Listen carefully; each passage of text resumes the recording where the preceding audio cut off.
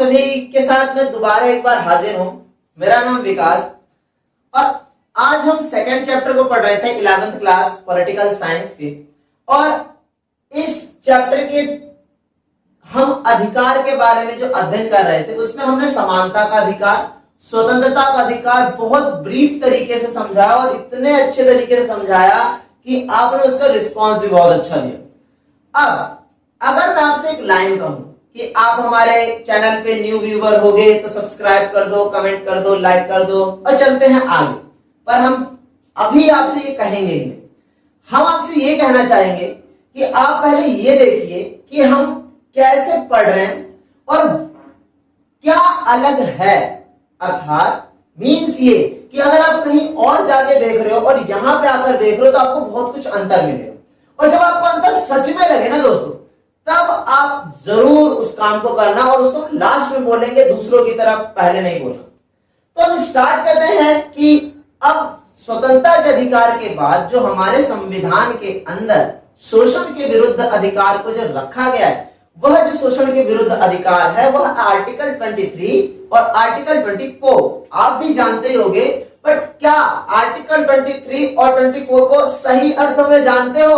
सही अर्थों में नहीं जानते होगे, क्योंकि इतना सा हमने पढ़ लिया कि आर्टिकल 23 में मानव दुर्व्यापार एवं बलात्श्रम का निषेध होगा और आर्टिकल 24 में 14 वर्ष से कम उम्र के बच्चों के साथ कार्य नहीं कराया जा सकता। बस इतनी सी बात पढ़ी होगी।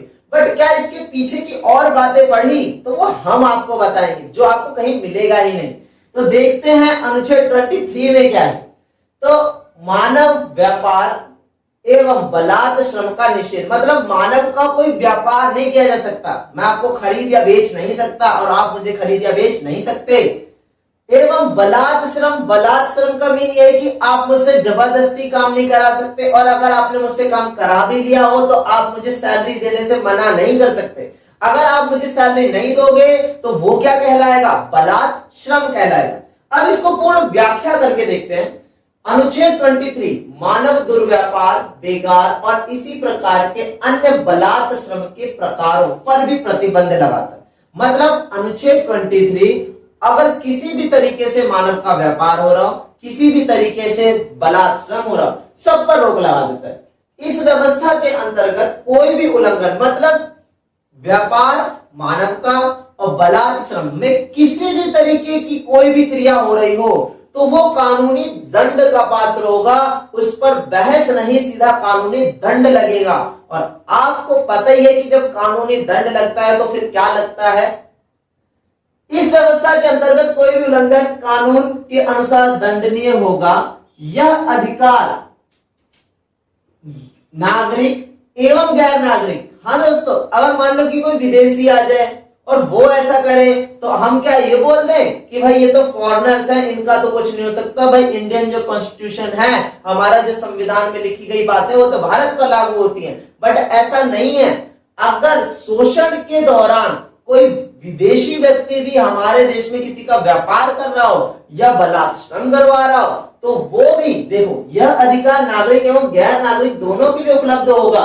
यह किसी भी व्यक्ति को केवल राज्य के खिलाफ ही नहीं, नागरिक से नागरिक के खिलाफ भी कदम उठाने के लिए आपको अधिकार देगा। अर्थात अगर राज्य आपके खिलाफ कोई ऐसा काम कर रहा है जिससे आपको लगता है कि मेरे शरीर का व्यापार हो रहा है या फिर आपका बलात्श्रम हो रहा है या कोई व्यक्ति आपके साथ ऐसा व्यवहार कर रहा है कि आपका दुर्व्यापार और बलात्श्रम हो रहा है, तो आप दोनों ही अवस्थाओं में क्या कर सकते हो? अपने अधिकार की सुरक्षा कर सकते हो। और अधिकार की सुरक्षा के लिए तो आपको पता ही है कि हमें कहा जाना है।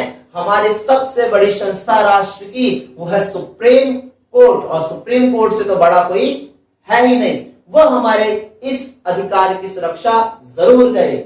अगर हम मानव व्यापार और बलात्श्रम को और क्लियर करके समझें तो और अच्छे से कैसे समझ सकते हैं?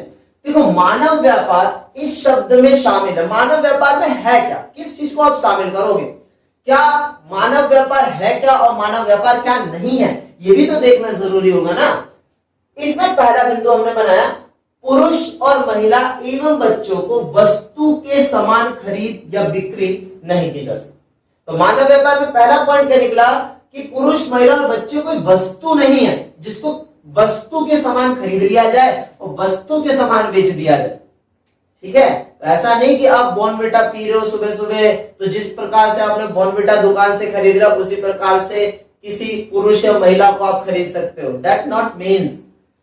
दूसरे में क्या है, महिलाओं और बच्चों को अनैतिक दुर्व्यापार, मतलब कुछ ऐसे कार्य होते हैं जो सामाजिक दृष्टि से बहुत बेकार होते हैं, और अगर उस कार्यों में कोई महिला या कोई बच्चे शामिल हैं तो इसमें वेश्यावृत्ति भी शामिल है, तो ये भी क्या है, एक दुर्व्यापार है हमारे मानव शरीर का। साथ ही साथ देवदासी, देवदासी मतलब किसी को दास बना लेना, किसी को अपना गुलाम बना लेना, फिर दास भी वही चीज है, वो भी दुर्व्यापार है।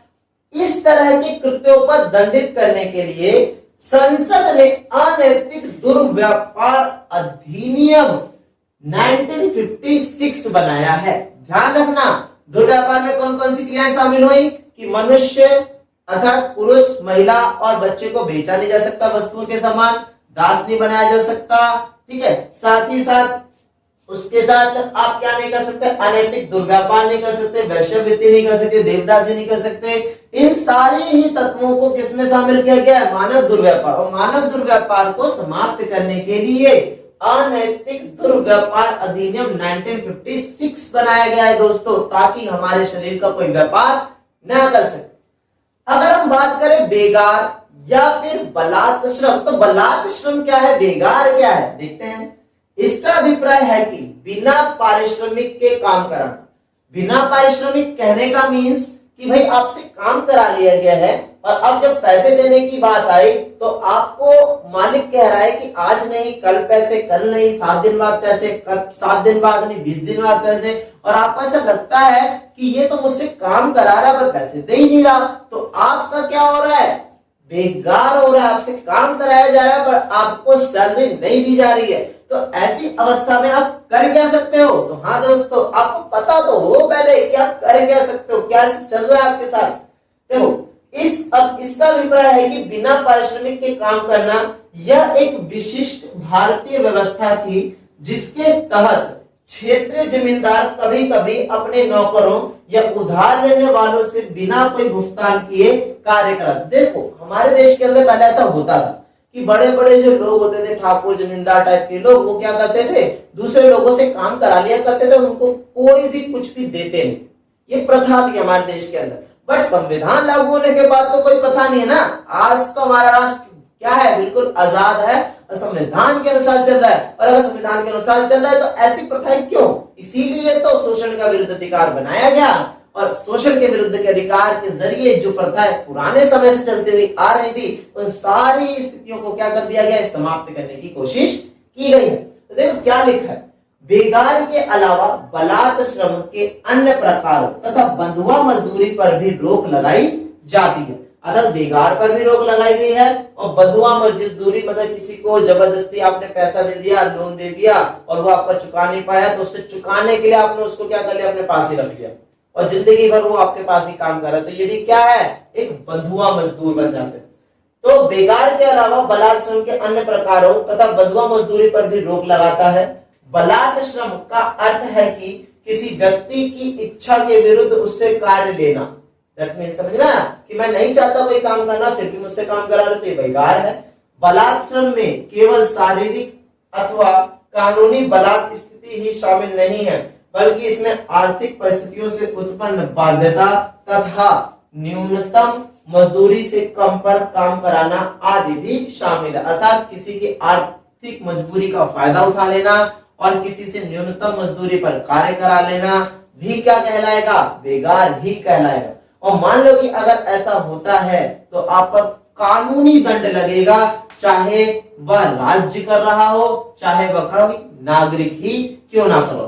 पर इसमें कुछ ना कुछ एक्सेप्शनल केस भी होते हैं। मतलब ऐसा क्या हो कि आपसे कार्य भी करा लिया जाए और आपको पैसा भी ना दिया जाए, तो ऐसे भी अपवाद स्वरूप कुछ बातें होती हैं। तो अपवाद में क्या है, यह राज्य को अनुमति प्रदान करता है। मतलब देखो राज्य की जो सरकारें हैं या राष्ट्र की जो सरकार है, उनको एक बात की अनुमति ये मिल जाती है कि यह राज्य को अनुमति प्रदान करता है कि सार्वजनिक उद्देश्यों के लिए, सार्वजनिक मतलब जनता के उद्देश्यों के लिए और अनिवार्य सेवाओं के लिए सैन्य, जैसे सैन्य सेवा एवं सामाजिक सेवा आरोपित कर सकता है, जिसमें धन देने के लिए बाध्य नहीं, बस भेदभाव न। मतलब राज्य सरकारें सार्वजनिक काम कराने के लिए, बहुत जरूरी काम कराने के लिए, राष्ट्र की सुरक्षा कराने के लिए और भी अन्य सारे कृत्य अगर आपसे कार्य ले रही हैं और अगर आपको सैलरी नहीं भी दे रही हैं, तो वो बेकार या बलात्श्रम या मानव दुर्व्यापार नहीं कहलाएगा। बस जब आपका इस तरीके से प्रयोग किया जाए या फिर राष्ट्र के सामने आपको प्रदर्शित किया जाए, तो आपके साथ कोई जातिगत भेदभाव, कोई धार्मिक भेदभाव, कोई रंग का भेदभाव, कोई बोलचाल का भेदभाव नहीं होना चाहिए। तभी तो राष्ट्र की जब सेवा होती है तो प्रत्येक व्यक्ति वहां पर होता है ताकि वो अपने राष्ट्र की सेवा कर सके, और उस समय वो व्यक्ति इसको बलात्श्रम, बेकार या मानव दुर्व्यापार नहीं समझता। तो दोस्तों, आपको समझ में आया होगा कि आर्टिकल 23 के अंदर जो बातें बहुत छोटी छोटी आपके सामने रखी गई थी, वो हमने बहुत क्लियर करके लिखा है, छोटी छोटी बातों को भी बहुत अच्छी तरीके से बताया है। अब हम देखते हैं कि आर्टिकल 24 के अंदर क्या है और उसको भी बहुत अच्छी तरीके से समझेंगे। अभी हमने अनुच्छेद 23 को बहुत अच्छे से पढ़ा, अब अनुच्छेद 24 है। और अनुच्छेद 24 के बारे में जैसे मैंने आपको पहले बोला था ना, आप तो सिर्फ यही समझते होंगे कि 14 वर्ष से कम उम्र के किसी भी पुरुष या महिला, बच्चा या बच्ची, लड़की या लड़के से काम नहीं कराया जा सकता है ना। और आप सोचते होंगे कि कितना सीधा सा है। नहीं दोस्तों, आपको सीधा दूसरे पे मिलेगा, यहाँ पे सीधा नहीं, घुमाकर मिलेगा, पर ऐसा मिलेगा जो कहीं नहीं मिलेगा। तो क्या है 24 में, या फिर कहो क्या है अनुच्छेद 24 में? तो अनुच्छेद 24 में किसी फैक्ट्री, खान अथवा अन्य परिसंकट में गतिविधियों तथा निर्माण कार्य अथवा रेलवे में 14 वर्ष से कम उम्र के बच्चों के नियोजन का प्रतिषेध करता है। मतलब कहां कहां मना है आपको कि आप 14 वर्ष से कम उम्र पे काम कर ही नहीं सकते ऐसी जगहों पे। तो वो मना कहां कहां पर है? फैक्ट्रियों में, खदानों में और परिसंकट में, जहां पे आपके जीवन का ही संकट उभर जाए, वहां पर क्या है, आपको 14 वर्ष से कम उम्र पर काम नहीं कराया जा सकता। लेकिन यह प्रतिषेध करता है कि लेकिन यह प्रतिषेध किसी नुकसान ना पहुंचाने वाले अथवा निर्दोष कार्य में नियोजन का प्रतिषेध नहीं करता। अर्थात अगर ऐसा कोई काम हो जिससे आपकी जान को कोई खतरा ना हो, दैट मीन्स कि आपकी मम्मी ने बोला कि बेटा जाओ 1 किलो चीनी लेकर आओ, तो आपने कहा मम्मी अब मैं तो नहीं लेने जा रहा चीनी, अब मैं तो जाऊंगा सीधा कोर्ट। तो तुम्हारी मम्मी तो तुम्हें पहुंचा देगी कोर्ट में और चीनी भी ले आएगी। तो ऐसा नहीं है कि आपसे कोई काम ही नहीं कराया जाएगा 14 वर्ष से पहले, आपसे काम जरूर कराया जा सकता है, बट काम की अवस्था कैसी होनी चाहिए कि आप परिसंकट में ना हो, आप किसी संकट में या किसी दुविधा में या आपकी जान का खतरा ना हो, तो आपसे 14 वर्ष से पहले भी काम कराया जा सकता है। देखो, लेकिन यह प्रतिषेध किसी नुकसान ना पहुंचाने वाले अथवा निर्दोष कार्य में नियोजन का प्रतिषेध नहीं करता। बाल श्रम अधिनियम 1986 में इस दिशा में सर्वाधिक महत्वपूर्ण कदम उठाया। मतलब हमारे बाल की अवस्था में, जब हम बचपन में होते हैं 14 वर्ष से कम, तो उस समय हमें किस तरीके से व्यवहार करना चाहिए, सामाजिक व्यवहार कैसा होना चाहिए, पारिवारिक व्यवहार कैसा होना चाहिए, उस चीज को सही किस अधिनियम में दर्शाया गया है? अधिनियम 1986 में दर्शाया गया है। इसके बाद 2006 में सरकार ने बच्चों के घरेलू नौकरों के रूप में काम कराने पर अथवा व्यवसायिक प्रतिष्ठानों जैसे होटलों, रेस्टोरों, दुकानों, कारखानों, रिजॉर्ट, स्पा,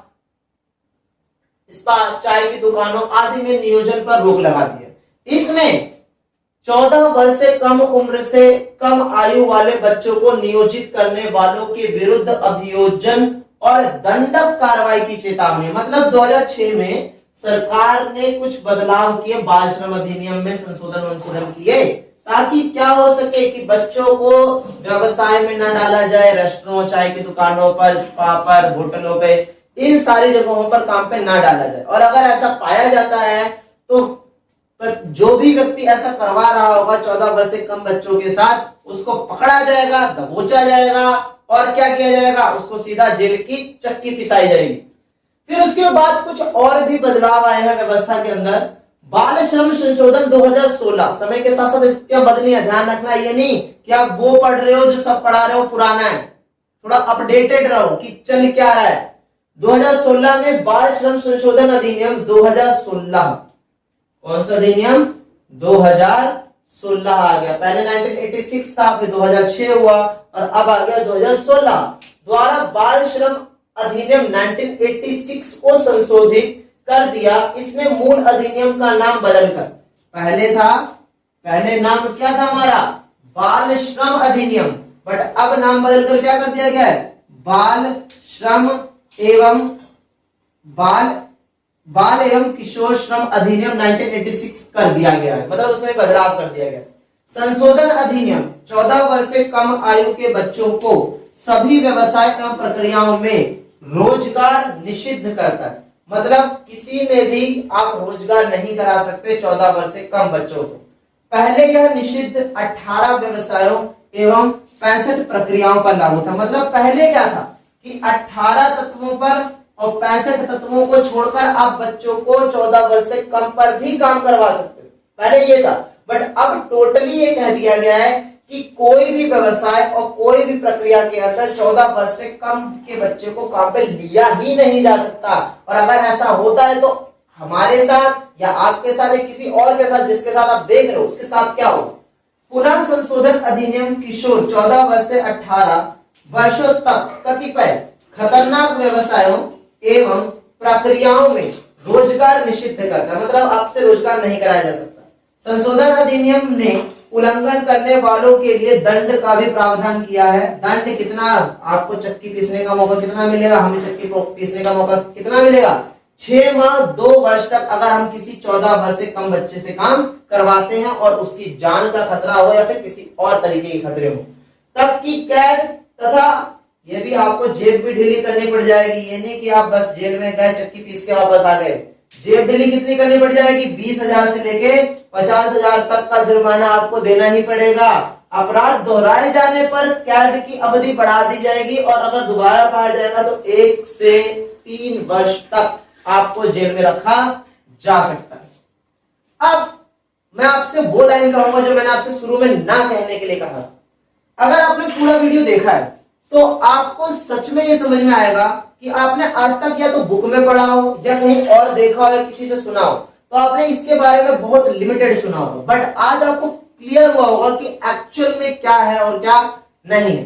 तो अब जरूर मैं बोलूंगा कि अगर आप हमारे चैनल पे न्यू हो तो आप हमारे चैनल को जरूर सब्सक्राइब करें। साथ ही साथ आपके लिए एक बहुत अच्छी खुशखबरी भी है, अब हम आपके साथ यूट्यूब पे तो अवेलेबल है ही, साथ ही साथ आप हमारे फेसबुक और इंस्टाग्राम के पेज पर भी फॉलो कर सकते हैं, ताकि आपको जो भी हमारे चैनल से और स्टडी से संबंधित जो नोटिफिकेशन है वहां पे मिलती रहे और आप हमेशा क्लास के लिए अपीयर रहे, क्योंकि आपको यहाँ वो मिलेगा जो कहीं नहीं मिलेगा।